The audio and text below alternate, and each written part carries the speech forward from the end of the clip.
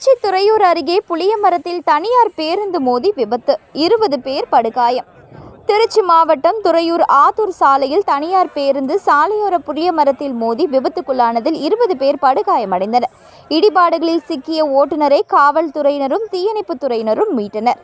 சேலம் மாவட்டம் ஆத்தூரில் இருந்து துறையூர் நோக்கி தனியார் பேருந்து ஒன்று வந்து கொண்டிருந்தது. பேருந்தை சேலம் மாவட்டம் ஓலப்புதூர் கிராமத்தை சேர்ந்த வரதன் என்பவர் ஓட்டி வந்தார். பேருந்தானது துறையூர் நகர எல்லை பகுதியான சத்யநாராயண சிட்டி அருகே வந்து கொண்டிருந்த போது இருசக்கர வாகனம் குறுக்கே வந்ததால் பேருந்து ஓட்டுநரின் கட்டுப்பாட்டை இழந்து சாலையோர புளிய மரத்தின் மீது மோதி விபத்துக்குள்ளானது.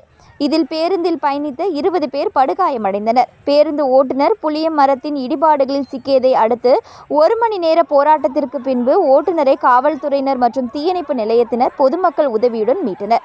படுகாயமடைந்த 10க்கும் மேற்பட்டோர் திருச்சி அரசு மருத்துவமனைக்கு மேல் சிகிச்சைக்காக அனுப்பி வைக்கப்பட்ட நிலையில் மீதமுள்ள 10 பேர் துறையூர் அரசு மருத்துவமனையில் சிகிச்சை பெற்று வருகின்றனர். விபத்து சம்பவம் குறித்து துறையூர் போலீசார் விசாரித்து வருகின்றனர்.